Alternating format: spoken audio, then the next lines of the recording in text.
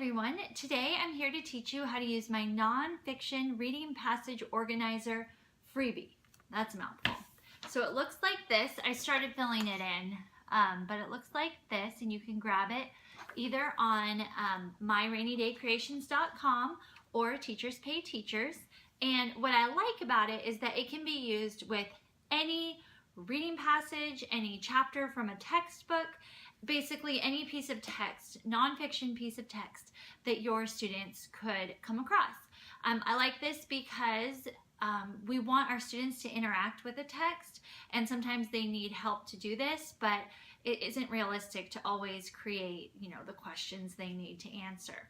So this you can use with anything. You just print it out and it's ready to go at a moment's notice. So today, I had to grab a magazine. I don't have any kids magazines because we are packing to move.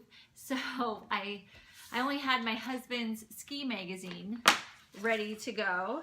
And so I found an article about Alaska. So the name of the article is The Lure of Alaska, and it's all about skiing in Alaska. So those are the two boxes they'd already filled out. The topic is skiing in Alaska, and the reading passage title is The Lure of Alaska. So I filled those out, and now I can just turn the page, and it's kind of an infographic more than a reading passage. But I liked it because you'll see here there are lots of subtitles and titles here, and that is one part of our organizer right down here, titles and subtitles. So I could just copy all of these down in here. So that a title would be Alaska, what you need to know. I could write that down. Subtitles are season, terrain, skier ability, weather days, getting there, and gratuities. So one reason I have that included in the reading passage organizer and why it's so high up in the list of things to do is that really their job of having those titles and subtitles is to clue the reader in to what they're going to learn about, what is important. And so I want our readers to do those things, which they don't always do without prompting. And then below there I have vocabulary words, so I can see if there are any words in bold or italics or underlined. I'm looking here.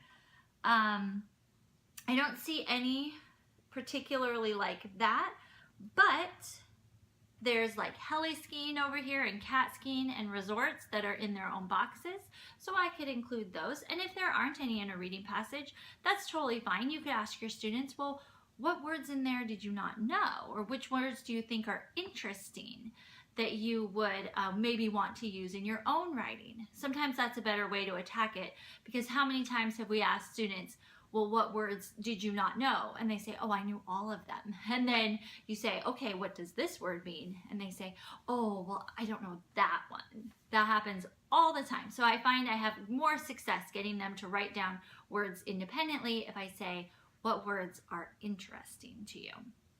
Okay, then also, this is an update. I added literary devices there. I added it for two reasons. Number one, kids are expected to know and recognize literary devices, so what a great way to wrap that in.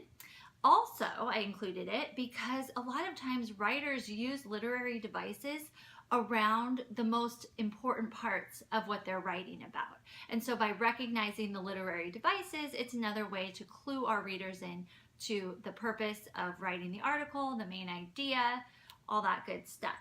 So let me look through here if I have see any literary devices. I don't think I do right now. I probably should have read it ahead of time. I started reading it and then I thought, oh, I'll make a video and show how to use the reading passage organizer, and I stopped reading. Okay, well, there is one here, puddle jumper.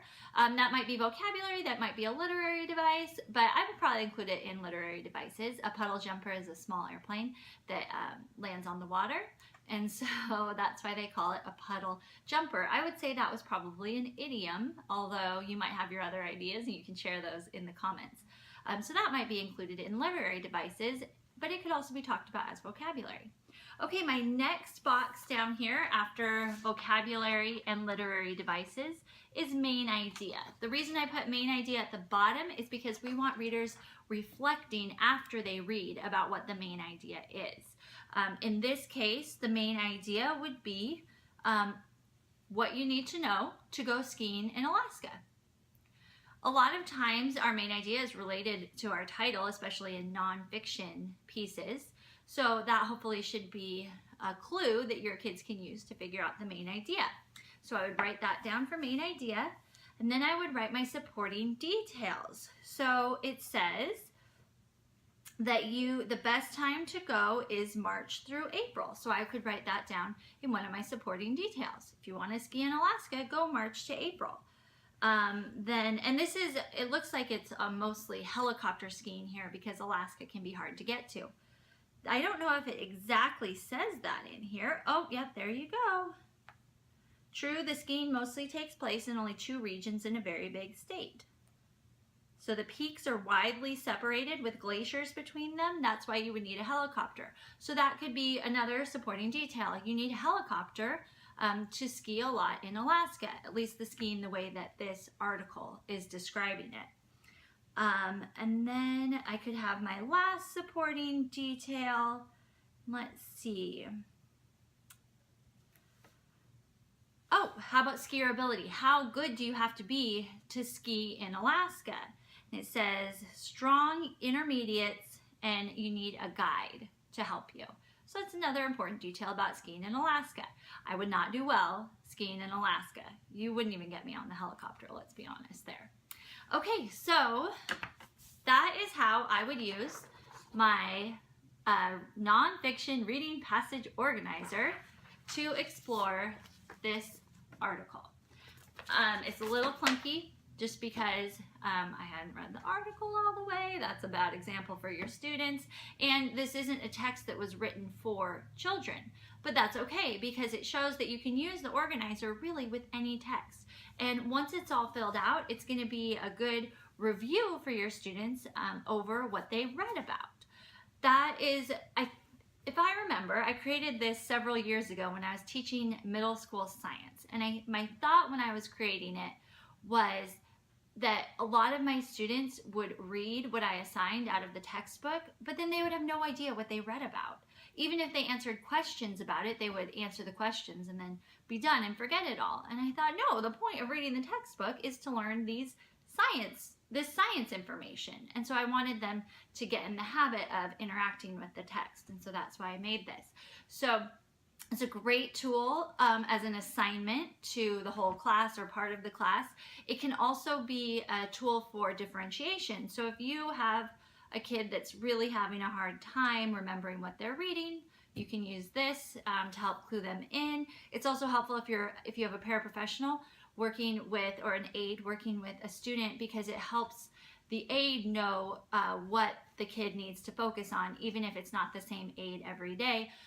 This is, I think, well laid out and easy for anyone to understand what you're looking for when you're reading in a reading passage. And then finally, the kind of ninja way that you can use this organizer is as a planner for writing essays or articles. So you reverse engineer it. You say, I would probably start at the bottom actually. I would pick my main idea first that I was going to write about. I would have my 3 supporting details, which if I was writing an essay, each supporting detail would become a paragraph. If it's an article, you have a little more leeway. I would include the vocabulary words that I wanted to make sure to use so that I'm using that academic vocabulary that's going to help teach my reader. Literary devices. I know if you use Calkins, you get points for using literary devices in your writing. What a great way to plan them ahead of time.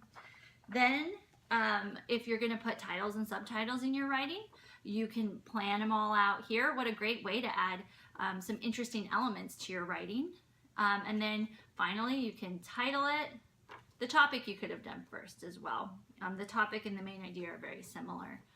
So that's how I would use it to reverse engineer writing an essay or an article. So thank you so much for hanging out and watching me.